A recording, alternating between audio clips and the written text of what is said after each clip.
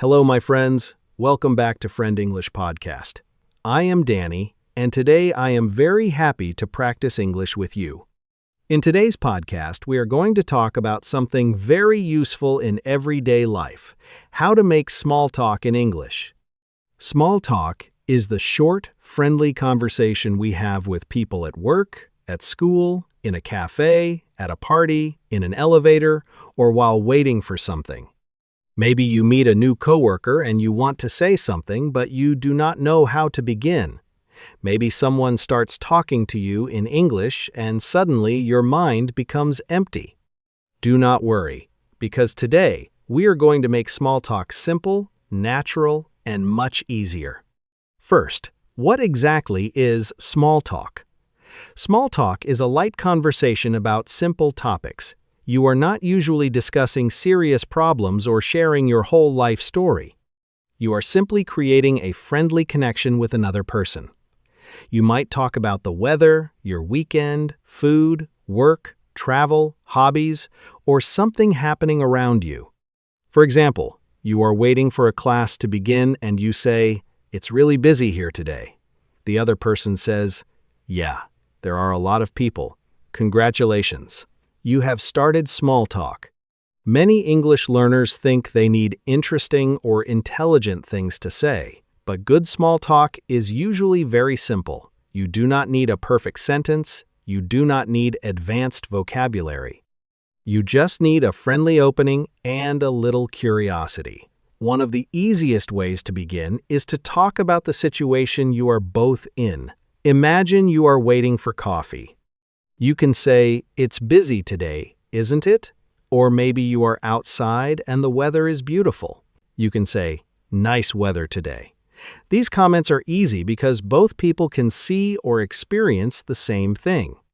Now let's learn some simple conversation starters. You can say, "How's your day going?" This is a very natural question. The person might answer, "Pretty good, thanks. How about yours?" You can say, "Good. Just a little busy." Another useful question is, "How's your week going?" Maybe the person says, "It's going well, but work has been busy." Now you have something to continue with. You could ask, "Oh, what do you do?" One simple question can open the door to a longer conversation. Another great topic is the weekend. On Friday, you can ask, "Any plans for the weekend?" On Monday, you can ask, "How was your weekend?" These questions are very common and friendly. Imagine your coworker says, "It was good. I went hiking with some friends." Do not simply say, "Okay," and end the conversation. Ask a small follow-up question. You could say, "Oh, nice. Where did you go?" Now the conversation continues naturally. This is one of the most important secrets of small talk. Ask follow-up questions. A follow-up question is a question connected to what the other person just said. Imagine someone says, "I'm going to Italy next month." You can ask, "Really? Which city are you visiting?" They say, "Rome." You can ask, "Have you been there before?" They say, "No, it's my first time." You can say, "That sounds exciting." Notice how you do not need to create a completely new topic every few seconds. You listen carefully. Choose one detail and ask about it. But small talk should not feel like an interview. If you only ask question after question, the other person may feel uncomfortable. You should also share a little information about yourself. Imagine someone says, "I love Italian food." You could answer, "Me too. I really like pasta, especially carbonara." Then you might ask, "What's your favorite Italian dish?" Now you are doing two things: sharing and asking. This creates balance, and balanced conversations usually feel more natural. Let's practice another example. You are at an English class, and you meet someone for the first time. You say, "Hi, is this your first class here?" The person says, "Yes, it is." You answer, "Mine too. I was a little nervous about coming." The person smiles and says, "Yeah, me too." Then you can ask, "How long have you been learning English?" Look at what happened. You started with the situation, shared something about yourself, and then asked a simple question. Another useful small talk topic is food and drink. Imagine someone at work is holding a cup of coffee. You can say, "That smells good. What did you get?" They say, "A latte." You might answer, "Nice. I usually get a cappuccino." Then you can ask, "Do you come here often?"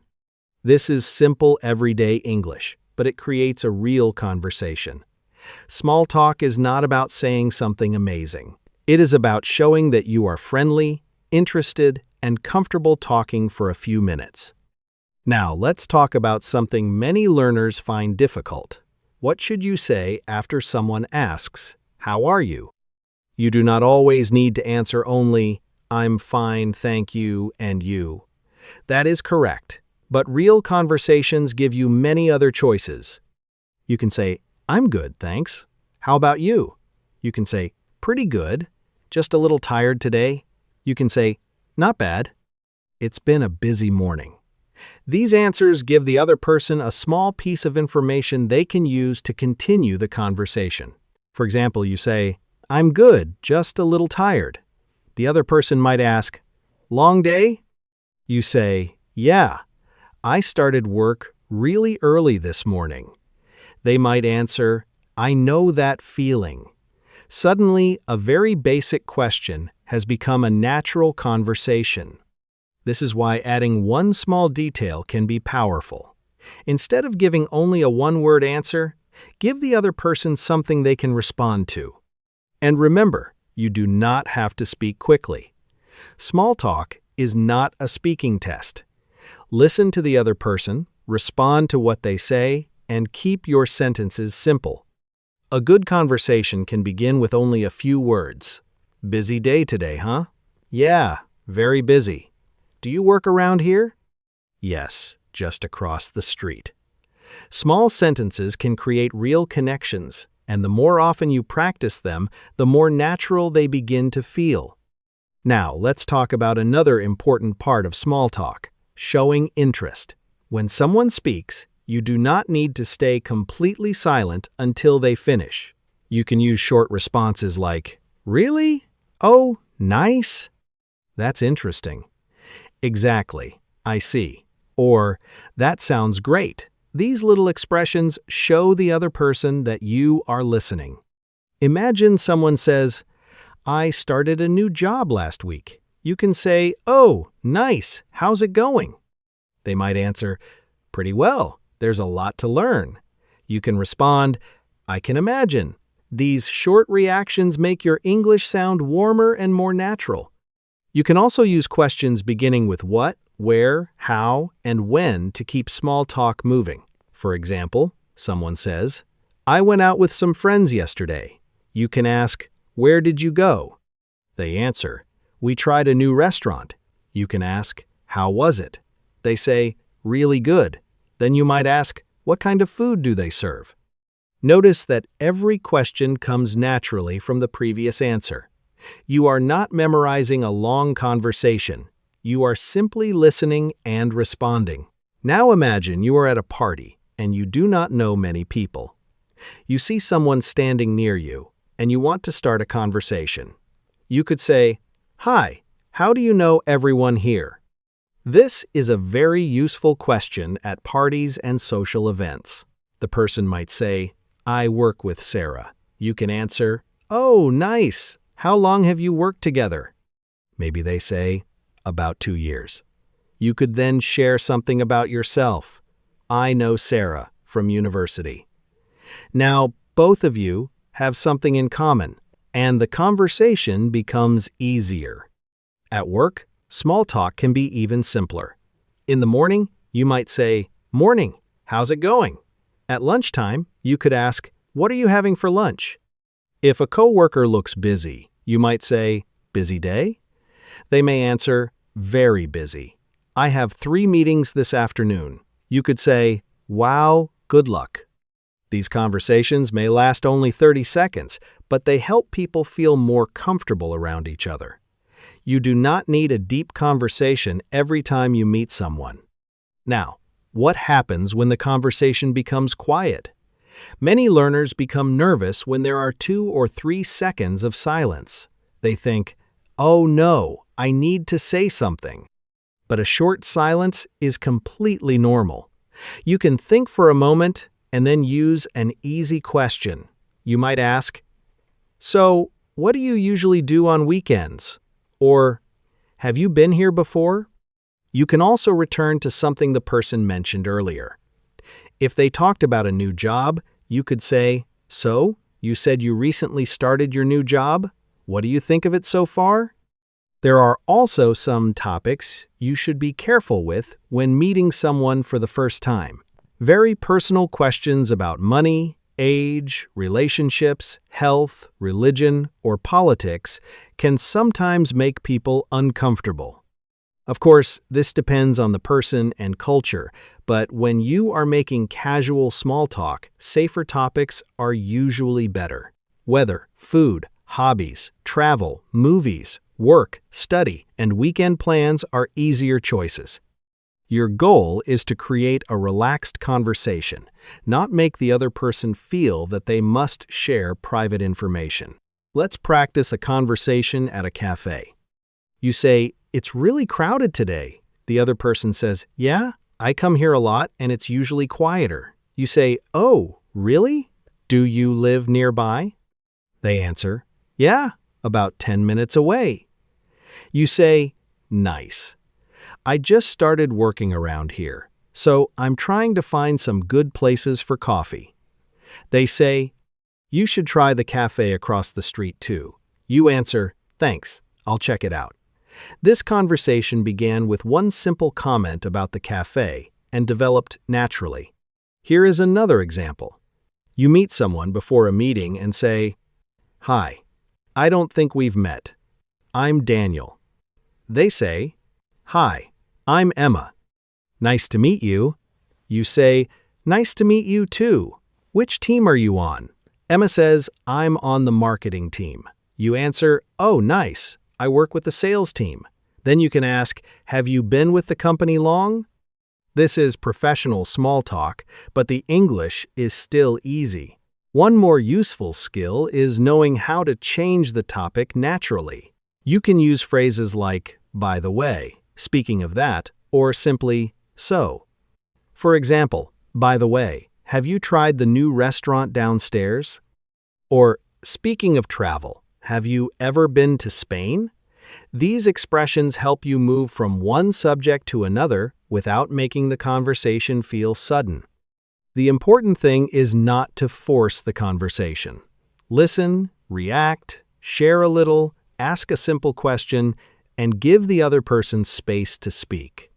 Now, let's learn how to end small talk naturally. This is important because sometimes you have a nice conversation, but you do not know how to leave. You do not need to suddenly say goodbye and walk away.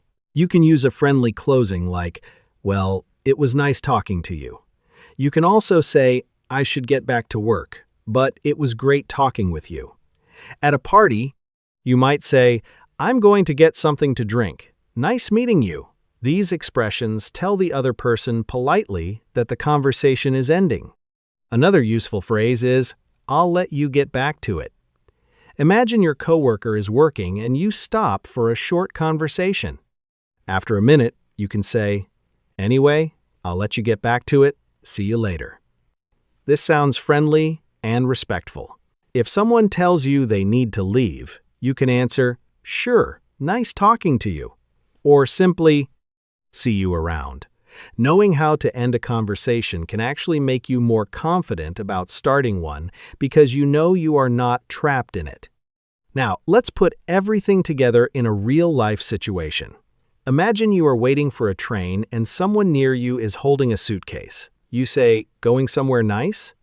The person smiles and says, "Yeah, I'm visiting my sister in Manchester." You respond, "Oh, nice. Have you been there before?" They say, "A few times." "What about you? Are you traveling too?" You answer, "Yeah, I'm visiting some friends for the weekend."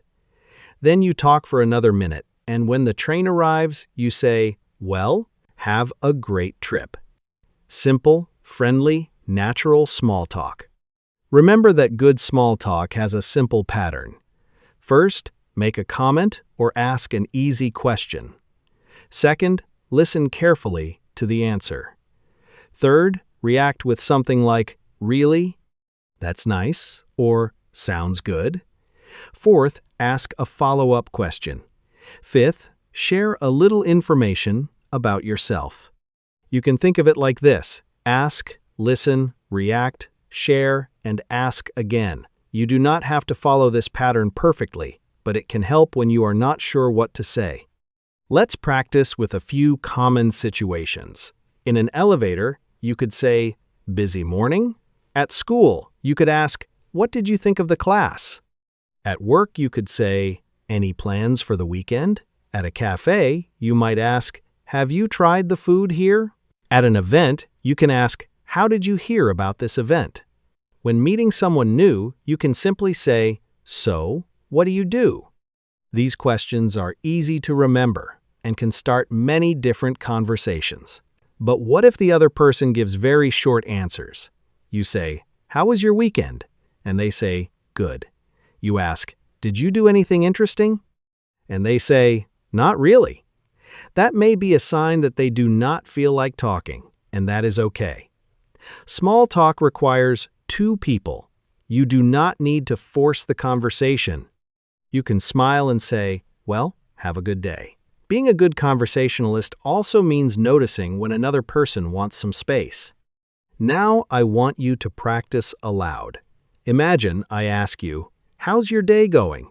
Pause and answer with one small detail. Maybe you say, "Pretty good.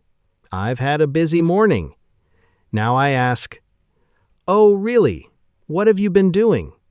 Give me another simple answer. Good. Now imagine I say, "I'm planning to watch a movie tonight. What could you ask me?" You could say, "What are you going to watch?" Or, "What kind of movies do you like?" That is small talk. You listen, find one detail, and build your next sentence from it. You can practice this skill anywhere. When you watch an English video, pause after someone speaks and imagine how you could respond. When you learn a new question, say 3 possible answers aloud. You can even practice by yourself while walking or making coffee. Ask yourself, "How was your weekend?" Then answer naturally. The goal is to make common questions and answers feel familiar, so you do not have to translate every sentence in your head. And please remember, successful small talk does not mean speaking perfect English. Maybe you forget a word. Maybe your grammar is not perfect. Maybe you need a few seconds to answer. That is completely fine. What matters is that you listen, show interest, and keep communicating. A friendly smile, a simple question, and a clear sentence can be more powerful than complicated vocabulary. So today, remember these key ideas. Begin with the situation around you, ask easy questions, listen carefully, use short reactions, ask follow-up questions, share something about yourself, and know how to end the conversation politely. Start small. Try one simple conversation the next time you have an opportunity to speak English. Even 30 seconds of real conversation is useful practice. Thank you for listening to Friend English Podcast. I am Danny, and I am very happy you practiced with me today. Keep listening, keep speaking, and keep building your confidence one conversation at a time. Small talk becomes easier when you actually use it, so practice a little every day. See you in another episode.